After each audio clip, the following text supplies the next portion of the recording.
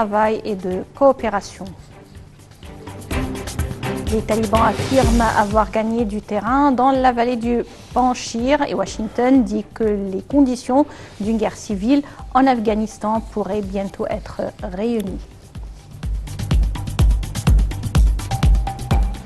À la une donc, de l'actualité, c'est le président égyptien Fattah al-Sisi qui a assisté aujourd'hui à la cérémonie d'Abouab el-Khir aux portes de la charité ou de biens organisée par le Fonds Vive l'Égypte dans la nouvelle capitale administrative en coopération avec le ministère de la Solidarité sociale. Évoquant le développement des activités du Fonds de Vive l'Égypte, le président Sisi a donné ses directives pour que le fonds offre aux catégories visées de terrains agricoles et de 10 000 véhicules dont une partie des frais doit être remboursée sans intérêt. Plus de détails dans ce reportage.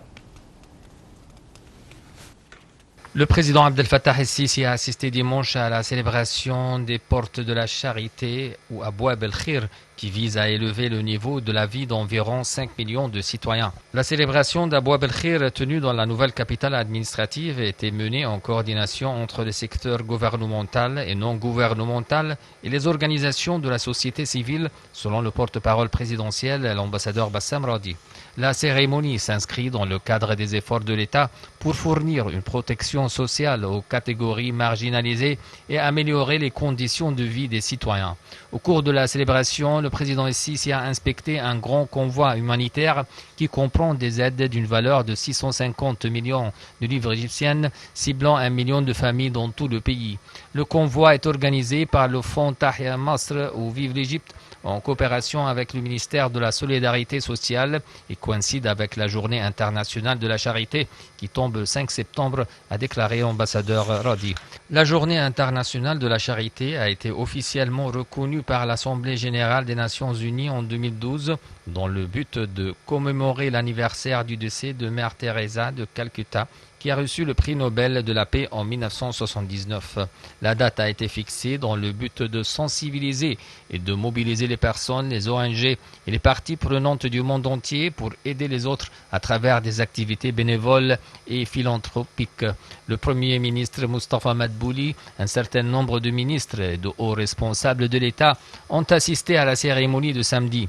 Nous sommes ici pour célébrer la Journée internationale de la charité que les Nations unies ont décidé d'être une journée annuelle pour nous rappeler le rôle vital du travail caritatif pour soutenir notre peuple à travers l'Égypte sans restriction, conditions ou discrimination d'aucune sorte, a déclaré le Premier ministre lors de son discours. Tout au long de son histoire, l'Égypte a été témoin d'initiatives caritatives nationales inlassables, a déclaré Madbouli, tout en soulignant que le travail caritatif est le vrai visage de l'humanité, car il contribue à l'éradication de la pauvreté, un défi majeur menaçant la sécurité et la sûreté de l'humanité.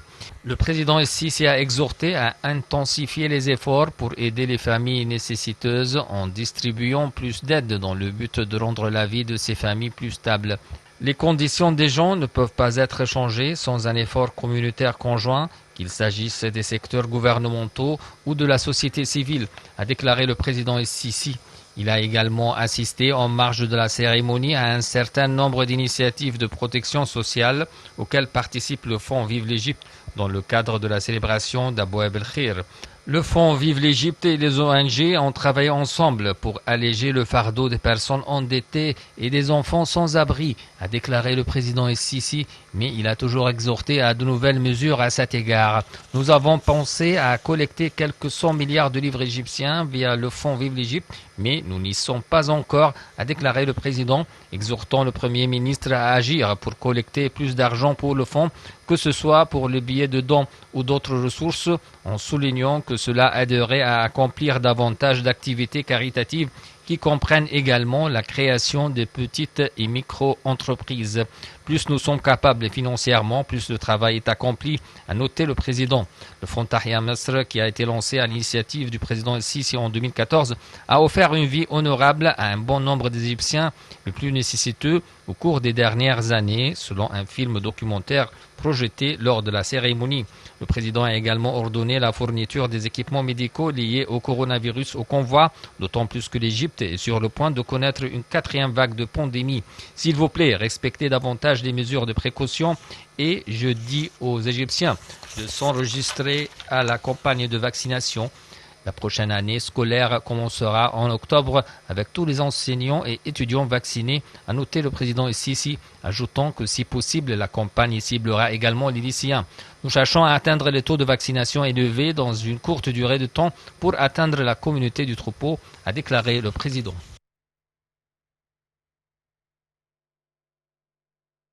Et en marge de la cérémonie de Abouab el-Khir organisée par le Fonds Tahya Misr, le président Abdel Fattah el-Sisi a inspecté un nombre de bâtiments dans la nouvelle capitale administrative, dont l'Opéra à la Cité de la Culture et des Arts. Il s'agit du plus grand opéra au Proche-Orient, incluant une salle initiale avec une capacité d'accueillir 3500 personnes. Elle est bâtie conformément aux nouvelles techniques d'ingénierie et des nouveaux systèmes d'éclairage et de son spécialisés.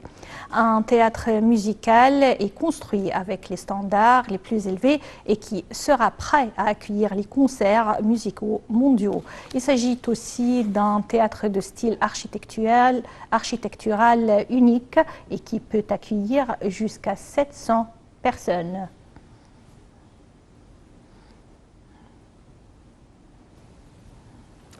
D'autre part, le président Abdel Fattah el-Sisi a déclaré que les défis auxquels fait face la nation arabe exigent plus de travail et de coopération pour une future génération prospère. Le président Sisi s'est exprimé au cours de son discours enregistré à l'occasion du lancement des travaux de la conférence du travail arabe dans son 47e session.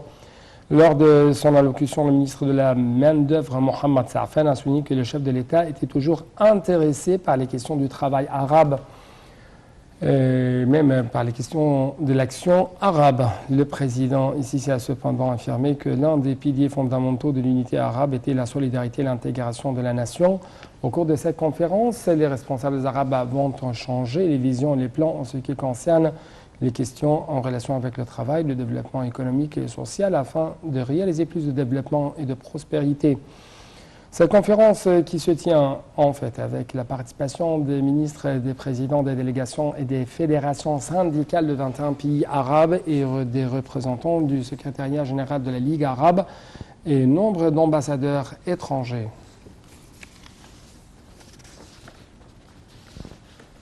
Le président du Parlement, le conseiller Dr Hanafi Al-Ghibeli, s'est dirigé aujourd'hui à la tête d'une délégation parlementaire de haut niveau vers la capitale autrichienne, Vienne. La délégation participera au travail de la 5e conférence internationale des présidents des parlements et au premier sommet parlementaire pour la lutte contre le terrorisme. Cette participation est considérée comme une consolidation de la diplomatie parlementaire égyptienne. Le sommet parlementaire représente une occasion pour l'échangement des points de vue sur les questions et les défis régionaux et internationaux ou régionaux et internationaux, ainsi que pour coordonner entre différents pays pour la lutte contre le terrorisme et également la coopération entre les nations avec les Nations Unies. Quant aux indices de la bourse du Caire, ils ont enregistré des reculs collectifs lors de la première séance de la semaine, affectés par des opérations de vente de la part des institutions locales. L'indice principal EGX30 a chuté de 1,7% au niveau de 11 115 points et les indices secondaires EGX70 et EGX100 ont reculé de 2,3%.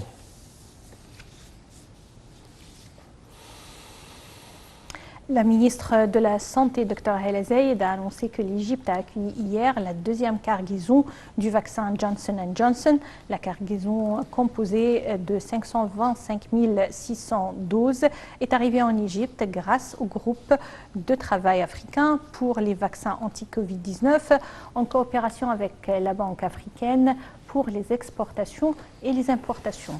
La nouvelle cargaison intervient dans le cadre du plan de l'État visant à fournir des vaccins anti-corona.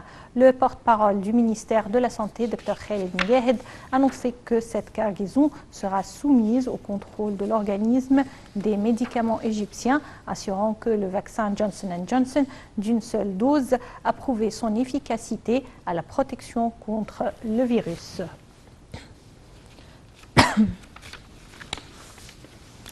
Sur le niveau mondial, la Nouvelle-Zélande a enregistré son premier décès lié au Covid-19 en 6 mois, bien que les autorités sanitaires aient déclaré qu'elle avait maîtrisé la dernière vague liée au variant Delta. Il s'agit donc d'une femme de 90 ans qui présentait des comorbidités et ne pouvait être ventilée ou recevoir des soins intensifs. Elle est la 27e personne à mourir du Covid-19 en Nouvelle-Zélande et la première depuis le 16 février dernier, plutôt cette année. Selon les autorités, elle a été contaminée par un membre de son foyer à Auckland, la principale ville du pays, avec une population d'environ 1,7 million d'habitants. La Nouvelle-Zélande est aux prises avec l'épidémie de Covid-19 depuis que le premier cas transmis localement en 6 mois détecté à la mi-août, entraînant le confinement du pays de 5 millions d'habitants.